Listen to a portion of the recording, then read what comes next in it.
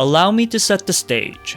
I have been working on Stemma, where I've drawn over 150 creatures, each based off of a STEM topic. And while I am fully capable of drawing in this style with proper shading, I have been in love with the lineless art style for most of my life. And if I were to make a larger project with my designs, I will be making art in this style for sure.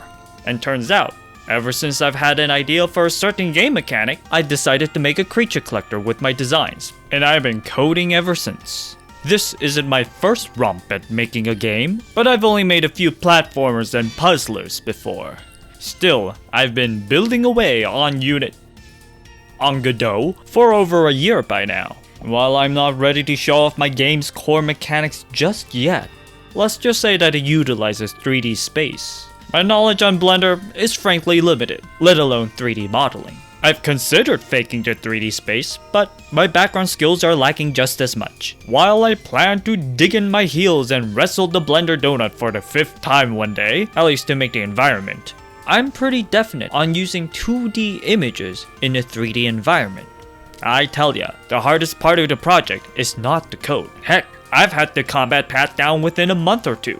No, for me, the biggest issue was always with the user interface. There are many issues I have with this multi-headed beast, yet we'll focus on one today. This is my problem with dialogue boxes. Before games, there are movies. Before movies, there are books. And before books, there were glyphs, where we get to see the first versions of the speech scroll. The application of text within visuals would be further explored in graphic novels, as dynamic shots and conversations required speech bubbles to indicate the speaker. And these same speech bubbles can be used in games. As with any text box, the shape of the container and lettering can convey how a line has been delivered. However, while the bubble makes it clear who is speaking, a game is not as static as a graphic novel's page. Depending on where the player interacted with the NPC, the camera has to be positioned to make sure that the speech bubble and the speaker are visible. That's why many games sequester the text to the edge of the screen, where the text could be reliably shown to the player. But how can you tell who's talking now? While some of these boxes are stylized speech bubbles, some games just write in the name of the speaker, hearkening to closed captions on videos and movies. However, many role-playing games have history with using portraits in their text boxes. Now, portraits not only show who's talking, but they can also have a more detailed sprite to convey the speaker's expression. They can be just heads, or show more of the body behind the text, which is a common route taken by visual novels to simulate a closer conversation. So what's my problem? I mean, what's wrong with just using boxes like any other game? It goes back to my art style. I'm not operating with pixel art. I mean, technically yes, these are bitmap sprites, but I'm not working with small pixel count art. I'm not well versed with the style, nor do I personally have an urge to use that over the lineless style I enjoy. But because of my art style, the characters in the overworld do not have an expression blank enough to fit a wide range of emotions. Take Pokemon for example. When they used to use pixel sprites, no one really questioned how the people looked like in the overworld. Like their heads are bigger than their bodies, and their mouthless faces were ambiguous enough to fit various emotions. But come Brilliant Diamond and Shining Pearl, where they tried to replicate these proportions to a T while just scaling down the Pokemon models?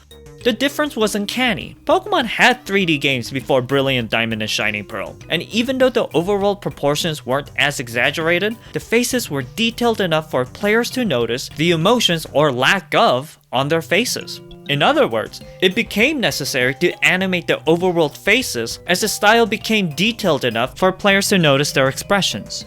Look, I don't want to make two sets of art for my characters in and out of battle, especially for my creatures, so I'll just stick to this one set of proportions. Drawing a new pose for every emotion feels pretty daunting to me, which was why I was hesitant to use speech bubbles for my emotive dialogues. But on the other hand, I do enjoy drawing emotive faces.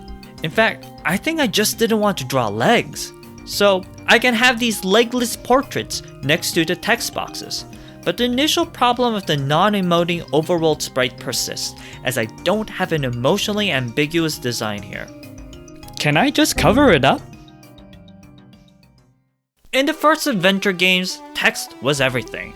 However, even when games provided more visuals than these text-based adventures, it was the story and writing that sucked players into their worlds. And how was that writing presented?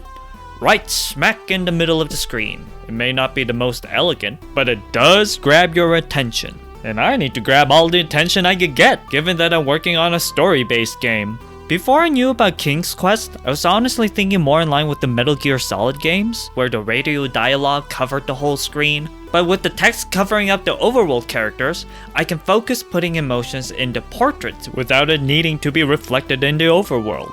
I've shown previous drafts before, but the development is ongoing. As much as I like the implied arrow here, the arrow was covering too little of the screen. So I'm trying out this larger panel with the diamond motif that I've been using even before I started coding.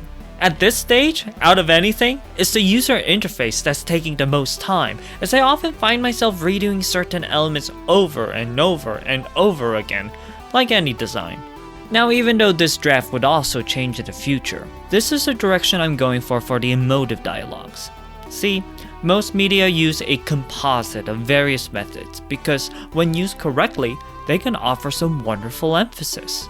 For example, take Nine Souls, where dialogue is usually at the bottom of the screen, accompanied by more descriptive side portraits. In a few pivotal scenes of the game, Nine Souls covers the screen and slowly reveals a page of manga panels, each with their own speech bubbles. This breaking convention commands the player's attention. There are also other elements in dialogue boxes that I really appreciate that I just couldn't figure out how to incorporate in my game just yet. Like Aggro Crab's Another Crab's Treasure, which actually shows you the past lines in the conversation, giving context in case you missed it. Actually, Aggro Crab also did this in their previous game, Going Under, replicating text messages one might receive between their coworkers, which is a lovely way to tie into the game's theme. Trust me, I tried looking into my own themes with scientific figures, but yeah, they're not really used to describe conversations. But this was my brief dive into dialogue boxes. It feels like it should be a given, but with my particular style and my set of skills, I needed to figure out what works for me. I hope you could have learned from some interesting examples from my brief survey today, but I'll be continuing my work on the project here. So if you're interested, follow the channel. I'm trying to time the big video explaining my game mechanic after I'm done talking about my unrelated Zodiac beast. It's just that the user interface is really holding me up, as you can see. I firstly want to thank my Patreon members for directly supporting me, but you can support me for free by liking and sharing this video. Alright, thank you for watching until the end. Got a long road ahead of me, yet I'm determined to see the end. I'll be wishing good luck for all of us.